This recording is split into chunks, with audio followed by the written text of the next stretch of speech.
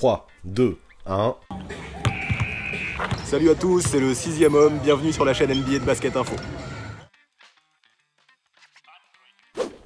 Petit café pour commencer, histoire de compenser le manque de sommeil de ces derniers jours dû aux playoffs et à la finale. Mais déjà, merci à tous d'avoir cliqué sur cette vidéo et big up particulier à tous ceux qui me soutiennent sur Tipeee. D'ailleurs, si vous aussi vous voulez vous investir et participer au développement de ma chaîne, c'est en description que ça se passe. Ensemble, on y arrivera.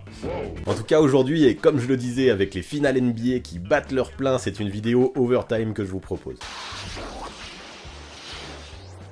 Et là on va faire un truc avec un top, des étoiles, un barème, des critères, tout ce que vous kiffez quoi. Menteur, c'est pas plutôt toi qui kiffes trop ça? J'avoue, c'est vraiment mon truc de passer mon temps à faire des petits calculs, tu m'as grillé. Mais bref, aujourd'hui, vu que je ne vais pas que faire des maths et que je vais aussi lier mon contenu avec l'actu, je vais étudier les plus belles perfs individuelles sur un match de toute l'histoire des finales NBA. Tu le vois le chantier qui est devant moi? Pour arriver à un résultat, déjà j'ai dégoté plusieurs perfs, près d'une soixantaine. La suite vous la connaissez, j'ai élaboré mes critères, j'ai fait mes recherches, j'ai attribué les étoiles et j'ai fait fumer mon cerveau.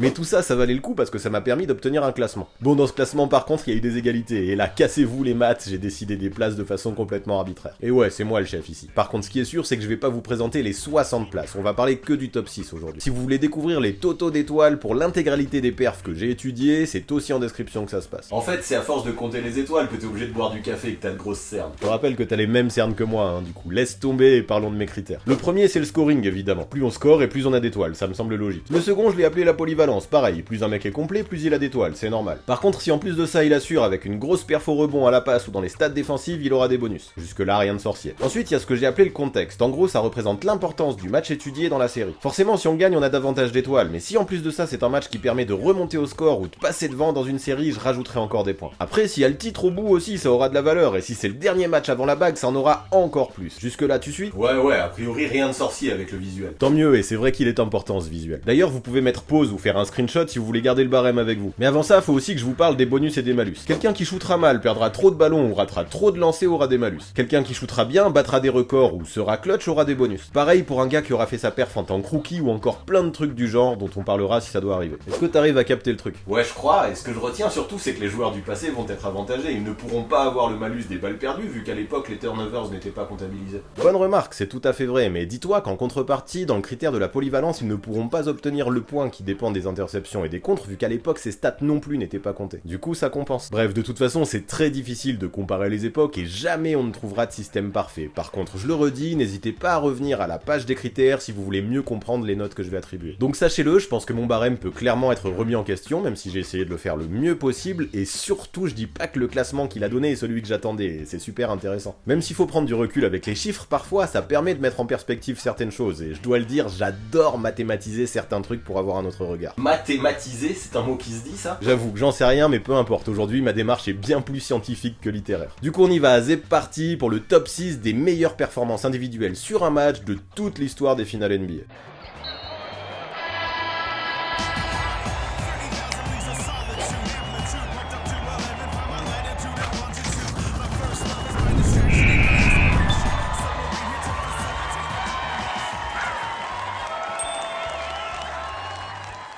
Allez, une fois n'est pas coutume, avant de commencer mon top 6, je vais faire des big up un peu. Je sais, d'habitude je n'en fais pas, mais là il y a quand même 7 autres perfs qui ont terminé avec autant d'étoiles que celles que j'ai décidé de classer en 6. Du coup je trouvais ça abusé de ne même pas les évoquer dans la vidéo et je les donne dans l'ordre chronologique. D'abord désolé à toi Tom Heinsohn qui en tant que rookie à Boston en 1957 a pu sortir un match 7 à 37 points et 23 rebonds pour remporter le titre, c'était ouf. Désolé à toi Walt Frazier et à ton Game 7 en 1970, avec tes 37 points et tes 19 passes pour compenser le fait que Willis Reed ne jouait que sur une jambe, tu as sorti un match épique pour gagner la bague. Désolé à toi, le Michael Jordan du Game 4 1993 qui a pu planter 55 points au nez et à la barbe des Suns du MVP en titre Charles Barkley pour mener 3-1. Désolé à toi aussi, le Michael Jordan de 1997 qui a mis 38 points dans le match 5 face au Jazz. Malgré le bonus que je t'ai donné pour la pizza avariée, tu n'arrives pas à avoir plus d'étoiles que le numéro 6 de mon classement du jour. Puis pardon aussi, le Kobe Bryant de 2009 qui planta 40 points, 8 rebonds et 8 passes pour entamer la finale du bon pied dans le Game 1 face au Magic. Enfin désolé à toi, le LeBron James des matchs 6 et 7 si importants lors de la finale 2016 remporté face aux Warriors. Un Game 6 à 41 points, un Game 7 en triple-double qui ont permis de faire la plus belle remontada de l'histoire à ce stade de la compétition, ça aurait mérité. Alors là, rien que de les évoquer en les citant, ça me fait mal au cœur quand je parle de ces gars-là. Avant de calculer toutes mes étoiles, j'étais persuadé qu'au moins certains d'entre eux arriveraient dans mon top 6. Mais aussi, si je ne leur ai pas trouvé de place, c'est qu'avec le même nombre d'étoiles qu'eux, j'ai préféré une autre performance. C'est donc par celle-ci que je vais commencer.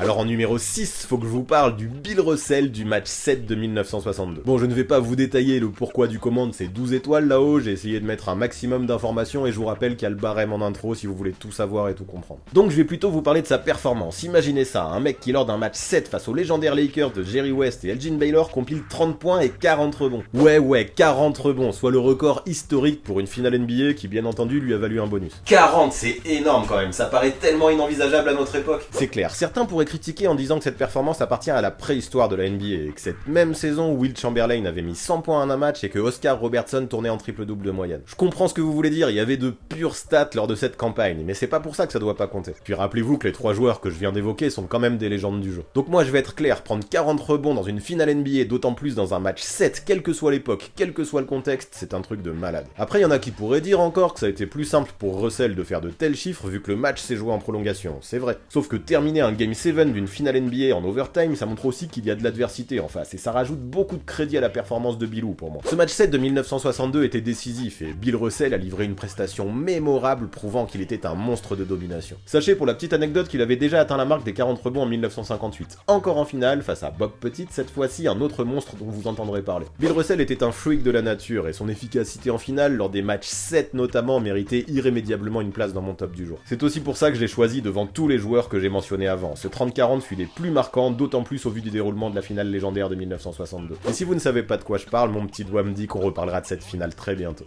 Place numéro 5 maintenant avec LeBron James et son Game 5 de 2016. Je pense que du coup personne m'en voudra trop de laisser les matchs 6 et 7 dans les mentions. De toute façon pour ça les étoiles ont parlé et ce jour-là LeBron a réussi à en obtenir 13, soit une de plus que Bilou. Ce match 5 il fallait absolument le gagner. Les Warriors menaient par 3 victoires à 1 et il n'était plus qu'à une marche du sacre suprême. Puis l'histoire vous la connaissez, personne en finale n'avait jamais réussi à remonter un tel déficit. Donc la première étape pour cette remontada c'était de gagner le Game 5 en mode win or go home. Je vous emmerde, je rentre à ma maison. Du coup, les Cavs n'ont pas tremblé. Ce match 5, ils le prirent. Victoire 112 à 97 grâce à un duo Kyrie-LeBron à 41 points chacun. Deux coéquipiers en finale NBA à plus de 40 points dans le même match, ça doit être rare, non? Ça, tu peux le dire. Dans l'histoire des finales NBA à ce jour, c'est la seule et unique fois que ça a eu lieu. Bon, vu que je tourne la vidéo le vendredi matin, là, ça se peut que AD et LeBron le fassent ce soir, mais ce serait quand même bête. Sauf que dans cette rencontre, LeBron a fait bien plus que mettre des buckets. 16 rebonds, 7 passes, 3 contres et 3 interceptions. Le mec a été partout en attaque comme en défense et ça explique amplement ses 5 étoiles dans la polyvalence. Livrer une telle perf à l'Oracle Arena devant les fans des Warriors, croyez-moi, c'est du lourd. Alors ok, certains diront que c'est plus facile de scorer quand Draymond Green est suspendu, comme ce fut le cas ce jour-là, mais au match 6, LeBron a encore marqué 41 points avec un Green qui a joué 40 minutes. Mauvaise excuse donc. Mais bref, ce match 6, c'est une autre histoire. Pour ce Game 5 de mammouth nécessaire pour poser la première pierre de la plus belle remontée de l'histoire des finales, LeBron mérite bien cette place de 5ème. J'aurais même pu lui rajouter un bonus pour le storytelling fantastique qu'il y a autour de ce titre. Mais bon, là c'était qu'un match 5. Ce bonus, je l'ai attribué au match 7 qui est en description. Pour la place numéro 4, je vous avais prévenu que vous réentendriez parler de la finale 1962. Vous savez, celle où Bill Russell a fait un 30-40 lors du match 7. D'ailleurs, on aurait pu évoquer le match 3 aussi qui s'est terminé par une incroyable interception de Mr. Clutch Jerry West, mais j'ai préféré le match 5. Oui, cette rencontre où Elgin Baylor avec 61 points a battu le record de scoring des finales qui depuis n'a jamais été égalé. Ouais, ça fait quasi 60 ans que ce record tient. Et vous imaginez, le mec a fait ça à une époque où la ligne des 3 points n'existait pas en inscrivant 22 tirs. Pour moi, ça ajoute encore de la valeur à ce record quand on voit la pluie de missiles que balancent certains dans la NBA d'aujourd'hui. Mais bon, Baylor c'était pas trop ça son jeu de shooter de loin. Même s'il était utilisé comme un 3, son profil se rapprochait beaucoup plus des postes 4. Très athlétique, il pouvait prendre des rebonds, 22 dans ce match quand même, mais aussi jouer au-dessus de l'arceau. Pourtant, il ne mesurait qu'1m95, c'est avec sa détente qu'il compensait tout. Et lors de ce Game 5, le gars sautait partout. Ce soir-là, il a fait vivre un cauchemar à Snatch Sanders, qui même s'il était qualifié plutôt comme un bon défenseur du côté des Celtics, n'a rien pu faire pour le limiter. Même les prises à 2 n'y pouvaient rien, Baylor allait plus haut et était plus puissant que tout le monde. Tout ce dont je me rappelle, c'est que nous avons gagné le match. Jamais je n'ai réfléchi réfléchis au nombre de points que j'étais en train de marquer. Ok mon gars, je te crois, mais pourtant ce jour-là, t'as été une machine. Puis quand on voit que cette perf a permis de prendre l'avantage 3-2 face à des Celtics qui étaient triple champions, ça rajoute encore de la valeur à mes yeux. Malheureusement pour les gars de Los Angeles, un certain Bill Russell jouait dans l'équipe adverse, et encore plus malheureusement pour eux, ce match-up ne se jouait pas au meilleur des 5 matchs. Pour conclure là-dessus, j'imagine que vous avez remarqué que Baylor termine à 13 étoiles, tout comme LeBron James qui était à la place précédente. Alors oui, j'ai tranché dans le sens de Baylor, et c'est vrai que ça peut se discuter. Par contre, je me dis que quand même, il est le seul joueur de toute l'histoire de la NBA à avoir dépassé les 60 points en finale. Du coup, je le mets devant parce que ça aurait limite valu une note de 6 pour le scoring. Allez, le grand moment, c'est l'heure du podium désormais. Sur la plus petite marche, je vais évoquer un autre Laker qui est arrivé bien longtemps après Baylor, 26 ans après il l'a fait sa perf en finale, James Worthy. Encore une fois, cette prestation a eu lieu lors d'un Game 7, vous savez que j'aime ça. Puis là, dans la situation de 88, encore plus, car le Game 6 d'Isaiah Thomas juste avant avait été une tuerie, surtout qu'il avait joué sur un pied, vous pourrez trouver les étoiles pour ce match d'ailleurs en description. Mais croyez-moi, si les Pistons n'avaient pas perdu ce match 6 et qu'ils s'étaient emparés du trophée, ce jour-là, Isaiah Thomas aurait été bien au-delà de la description, je pense qu'il aurait été par là dans le classement. Mais bon, moi perso, j'ai du mal à mettre beaucoup d'étoiles à une performance qui n'entraîne pas la victoire. Mais bref, revenons à notre match 7 et à James Worthy. Du coup, vous l'avez compris, les Lakers venaient de revenir au score à 3-3 et ils devaient capitaliser sur le fait que Thomas n'était pas à 100%. Pour ça, il fallait que quelqu'un prenne le match à son compte et l'homme aux goggles l'a fait comme jamais. Un triple-double à plus de 35 points avec 15 rebonds, tout ça en shootant à plus de 68%. C'est pas énorme ça? Surtout que dans ce match, ne pensez pas que l'absence de Zeke dans le dernier quart-temps ait rendu la tâche facile aux Lakers. Parce que oui, à une minute du terme, les Californiens ne menaient que de 2 points. Là, dans le money time, même s'il a mis quand même un lancer franc qui n'a pas suffi pour obtenir le bonus clutch, ce n'est pas James Worthy qui s'est le plus montré. Petit big up à Michael Cooper et ses shoots de loin d'ailleurs, mais peu importe. Ce que je retiens surtout, c'est que lors de ce match 7 des finales 1988, James Worthy a réalisé son seul et unique triple-double en carrière. Et quel triple-double! C'est ainsi qu'il fut élu MVP des finales et reçu le surnom de Big Game James, avec sa faculté à être énorme dans les matchs super importants. Avec cette prestation, il permit aux Lakers de remporter le tout dernier titre, le 5e de leur Air Showtime. Ça, c'est vraiment un symbole. Ok, mais te défile pas, je vois que lui aussi, il a 13 étoiles, comme Baylor et comme James. Pourquoi tu l'as mis devant eux? T'inquiète, j'y viens, le côté match 7 me touche, j'avoue, tout comme le fait que ça a été son premier triple-double en carrière. Puis quand je vois l'efficacité que le mec a eu avec son 15 sur 22 au tir, ça me convainc définitivement. Le fait qu'au milieu de joueurs comme Magic Johnson, Karim Abdul-Jabbar ou encore Isaiah Thomas et Joe Dumars de l'autre côté, ce soit l'inattendu James Worthy qui est tout pété, ça rajoute une story de ouf, je trouve. Attention, hein, je dis pas que celles de LeBron ou de Baylor sont nazes, mais j'ai préféré celle-là. Voilà comment Big Game James obtient la 3ème place de notre classement du jour. Bon, maintenant, sachez que si pour vous, l'année 1962 représentait la préhistoire, pour la place numéro 2, on va remonter à la préhistoire de la préhistoire. Oui, je vais vous parler du match 6 de la finale de 1958 qui impliquait Bob Pettit, le premier MVP d'histoire, mais aussi une des stars des années 50 dont j'ai déjà évoqué le nom plutôt. Rappel du contexte, Russell venait de gagner son premier titre avec les Celtics et en remportera 10 autres par la suite. Sauf qu'avant de remporter cette dizaine de bagues, sont passés par là les Saint-Louis Hawks. Saint-Louis? Je croyais qu'ils étaient à Atlanta, les Hawks. Et non, ils n'y sont arrivés qu'en 1968 à ATL, mais pour ça, je te ramène plutôt à la vidéo à ce propos que j'ai sorti il y a pas longtemps, j'explique tout ça dans les détails. Du coup, s'il te plaît, revenons à Bob Pettit. Non seulement lors de ce match 6 qui a permis aux Hawks de remporter la seule bague de leur histoire, il a marqué 50 points, mais c'est pas tout, le mec, afin de sécuriser le titre, a aussi été ultra clutch. Oui, écoute bien, avant de soulever le trophée, le Hall of Famer a marqué 19 des 21 derniers points de son équipe, dont la claquette de la win. Vous comprenez pourquoi j'ai pas trop hésité à lui mettre le bonus clutch à lui. Ajoutez à ça 19 rebonds, une adresse irréprochable et un nombre de passes inconnu, et vous comprendrez l'ampleur de l'exploit. Bob Pettit venait vraiment de faire quelque chose de très lourd. Attends, fais pas style, tu viens de dire un nombre de passes inconnu? Eh oui, à l'époque, on n'avait pas à tous les matchs tous les statisticiens qu'on a aujourd'hui. Et donc, quand il en manquait, seules les passes décisives des principaux meneurs de jeu étaient prises en compte. C'est quand même dommage en finale NBA qu'ils aient pas fait plus d'efforts là-dessus, mais c'est comme ça. Alors, impossible de savoir si le pivot a brillé dans le secteur, mais sur les 60 points que ses coéquipiers ont marqués, il y a fort à parier qu'il ait délivré quelques caviars, vu le nombre de fois où il a touché la gonfle. Mais bref, ça reste complètement hypothétique, donc on ne va pas du tout compter ça. De toute façon, faire un double-double avec 15 rebonds ou plus lui suffit pour obtenir 4 étoiles dans le domaine de la polyvalence. En tout cas, une nouvelle fois, on voit que c'est quand le titre est en jeu qu'on reconnaît les grands joueurs. Petit en est un, y a pas de doute. Nous devions gagner ce match, il était hors de question que nous nous mettions en danger en retournant à Boston pour un match 7. Et bien ce match, le pivot et ses Hawks l'ont remporté, et avec la manière. Pour cette prestation à 50 points, synonyme de titre, mais aussi sa perf hyper clutch, je le rappelle, 19 des 21 derniers points de sa team, Pettit mérite amplement la médaille d'argent.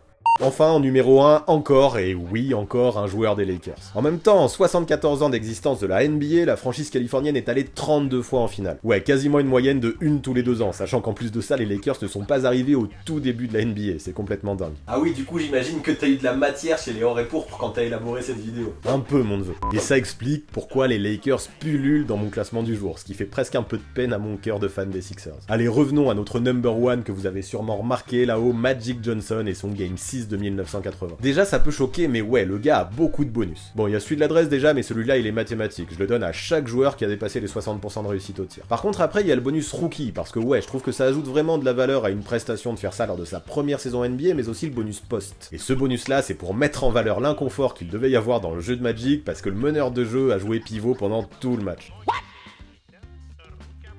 Et oui, avec un Karim Abdul-Jabbar qui s'était explosé la cheville lors du Game 5, il fallait tenter un truc. Magic allait profiter de sa taille exceptionnellement grande pour un meneur de jeu afin de se tester en pivot, utiliser ses moves mais aussi sa rapidité face aux intérieurs des Sixers qui étaient Daryl Dawkins et Bobby Jones entre autres. Là, il y a qu'à mater les stats du gars pour comprendre à quel point il a été génial. Plus de 40 points, 15 rebonds, une adresse irréprochable, aucun lancer franc manqué, Magic a coché toutes les cases ce soir-là. Et il avait seulement 20 ans. C'est ainsi que lors du match 6, il a porté ses Lakers orphelins de Karim vers le titre, tout en s'emparant du trophée de MVP des finales à l'extérieur, à Philadelphie, aux grandes dames de ce pauvre Julius Erving. Mais comment ils s'en sont sortis du coup les Lakers sans véritable pivot? Et bien avec un Magic en mode post 5, les Lakers allaient beaucoup trop vite pour les Sixers. C'était les débuts du small ball si tu veux. Alors que le score était de 60 partout à la mi-temps, le rookie dès la reprise décida de pousser. Il enchaîna alors les contre-attaques pour infliger à ses adversaires un 14-0 mortel. Ce jour-là, un gamin de 20 ans au sourire légendaire commença à marquer la NBA à jamais. Cette prestation représente donc pour moi, mais aussi pour mes critères et ma mathématisation des choses, la plus belle performance all-time individuelle dans les finales NBA.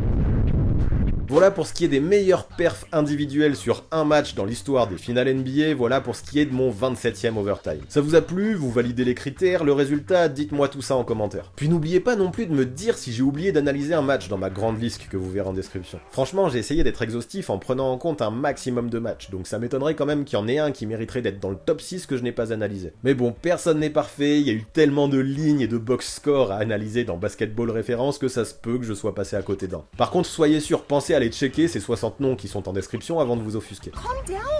Pour le reste de l'actu, vous connaissez, c'est sur Basket Info. Je prends énormément de plaisir à y rédiger des articles là-bas en période de finale NBA, donc je vous invite vraiment à m'y rejoindre. Puis ce sera l'occasion aussi de découvrir le super taf que font les gars de l'écho des parquets dans leur podcast audio. Je vous mettrai tous les liens nécessaires pour suivre tout ça dans la description. Pour débattre avec la commu et découvrir mes all-time teams, c'est sur Discord et Instagram que ça se passe encore et toujours. Normalement, vous maîtrisez tout ça, mais je vais rajouter un autre truc du coup. Je veux parler du groupe Facebook Nurshid Ballon Panier. Ils font des mèmes à mourir de rire et ils méritaient vraiment que je leur fasse un big up à la fin de cette vidéo. Du coup, encore une fois, Tu mettras tout ça en description, on a capté. Ta description elle va être plus longue que ta vidéo. Yep, j'avoue, il y en a des trucs à y mettre. Et pour finir, vous connaissez les bails, abonnez-vous, activez la cloche, lâchez votre pouce bleu, posez un com, faites le grand chelem sur ma chaîne YouTube en période de Roland Garros. Et si vous voulez rejoindre les Masters, vous avez même le droit de me faire un tip sur Tipeee si la vidéo vous a plu. Ce serait bien cool ça. Tout ça pour recevoir 1 euro par-ci par-là. T'es vraiment un crevard. J'avoue, mais tu te rends même pas compte de comment c'est important. À très vite.